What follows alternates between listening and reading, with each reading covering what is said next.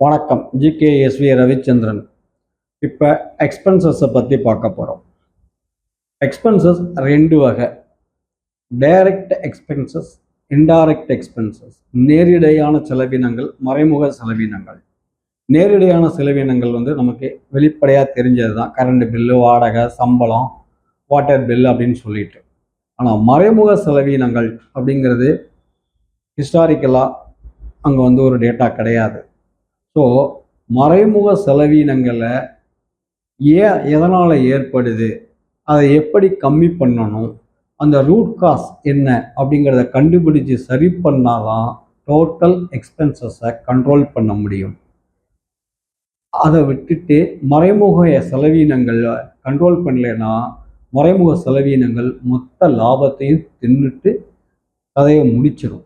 அதனால் நீங்கள் நேரடி செலவினங்களில் கண் வைக்கிறத விட மறைமுக செலவினங்களில் ஒரு கண் வையுங்க. நன்றி, வணக்கம்.